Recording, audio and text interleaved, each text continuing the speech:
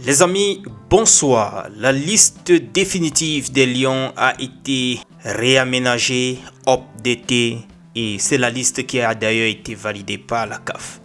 Mince les amis, je n'en crois pas à mes yeux. C'est la CATV qui publie la liste des Lions réaménagés jusqu'à citer le sélectionneur David Pagou. Alors là, ils ont danger. Nous avons eu deux joueurs qui se sont déclarés indisponibles pour la Coupe d'Afrique. Nous avons Jean-Charles Castelletto qui ne pouvait pas donc être de la partie et également Brice Abin. Alors, ceux-là ont été remplacés, comme vous le savez, par Shea Malone et Arnold Mayen Kamdem.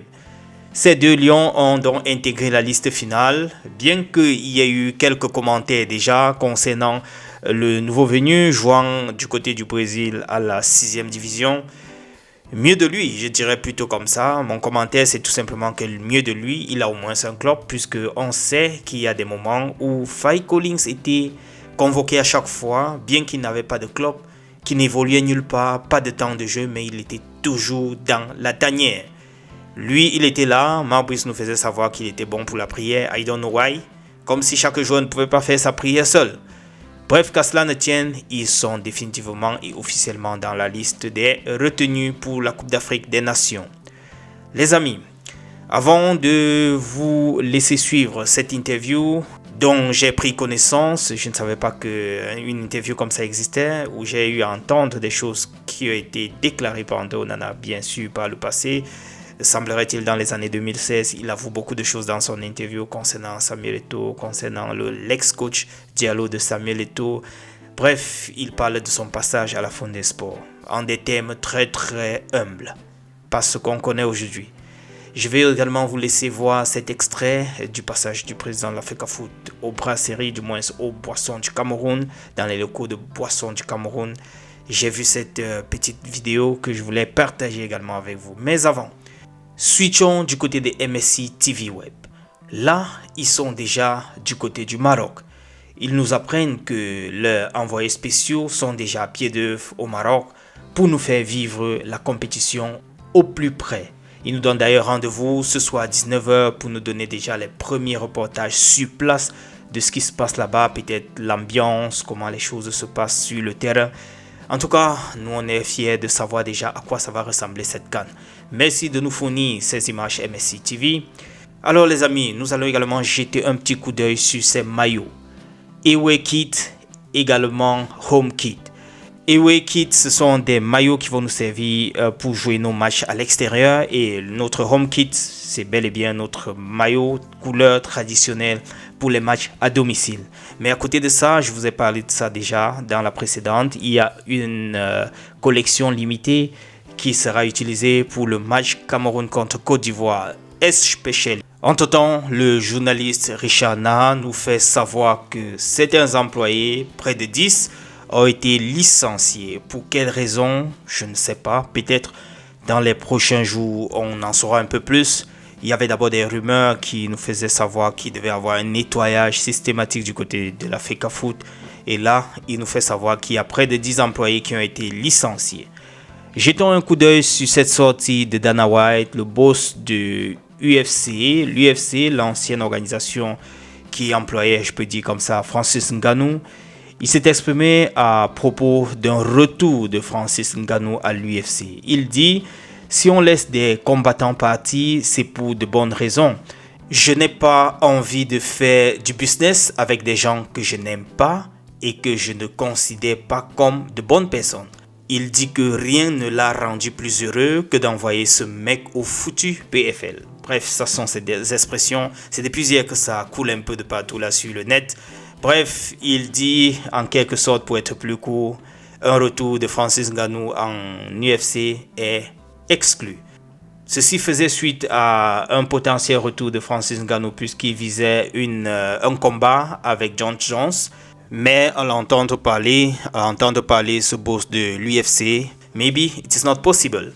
Les amis, je vais vous laisser regarder ces quelques images. Voilà, j'ai pu sélectionner quelques images qui ont été partagées par l'Africa Foot concernant la cérémonie d'aujourd'hui. Regardez déjà l'interview de André Onana, le passage de Samuel Eto'o aux boissons du Cameroun et puis je vous laisse regarder ces images dans le calme. Les amis, on se retrouve dans le prochain tour. Portez-vous bien et bon début de week-end. Ciao, ciao. Onana, bonjour. Bonjour. Oui, après votre passage du côté de la nationale, vous êtes cet après-midi avec l'Union de Douala juste pour une séance d'entraînement. Pourquoi avoir choisi vous entraîner avec l'Union? Bonjour, en fait, j'ai choisi l'Union de Douala parce que c'est le coach Diallo qui est là et le coach Diallo qui est important pour moi. C'est ce monsieur-là qui m'a tenu à la fondation Samuel Eto'o. C'est ce même monsieur qui j'ai vécu pendant 4 ans. Ici à Douala, quand je venais pour jouer à la fondation Samuel Eto'o, je n'avais pas de famille, ce monsieur était obligé de me recueillir. C'est la raison pour laquelle je suis venu sur l'Union de Douala. Qui est Onana aujourd'hui si on veut parler du gardien de but Onana? Andros, c'est un jeune garçon de 20 ans d'aujourd'hui, deuxième gardien de l'Ajax Amsterdam. Normal, il est un gardien normal comme tout le reste des gardiens camerounais. Quelle ambition pour Onana, puisque aujourd'hui tout le monde rêve l'équipe nationale.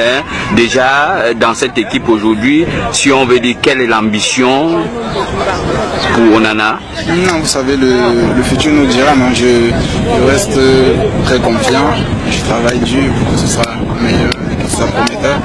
J'espère que Dieu va beaucoup m'accompagner. Mais aussi la nation, c'est un truc très grandiose. Pour moi, déjà, le fait de porter ses couleurs et de défendre ce pays, c'est un truc très important. Oui, est-ce que Onana, malgré qu'il soit à l'équipe, ne se sent pas mal de voir plutôt qu'il est réserviste? Non, vraiment non. Sincèrement, non, vous savez, c'est l'équipe d'un pays, c'est l'équipe d'une nation. Et je pense que pour une décision technique, et si le coach juge que c'est pas moi qui défendra ce pays ce jour-là, je pense que je dois respecter ça. Et par respect avec mes coéquipiers, Fabrice comme Indy, ce sont des très bons gardiens. Je pense qu'ils méritent aussi eux de jouer comme titulaire dans cette sélection. Comme pour dire que le moment de Onana arrivera, mais surtout c'est de travailler, il paraît. Ouais, en fait c'est ça. Travailler, être conscient que c'est pas facile de jouer pour l'équipe nationale, de défendre ses couleurs. C'est pas easy et rester toujours concentré. Un mot à l'endroit des fans, des lecteurs, des fans d'info qui vont t'écouter, qui vont te regarder. Je ne peux pas dire grand chose. Déjà que l'Union, tous on connaît que l'Union c'est la meilleure équipe du championnat, c'est l'équipe qui a tout le temps la possession de balle. C'est vrai que les résultats ne suivent pas ces dernières journées et j'espère que d'ici 2-3 semaines, on pourra revoir cette Union que nous avons vu briller quelques mois plus tôt. Merci.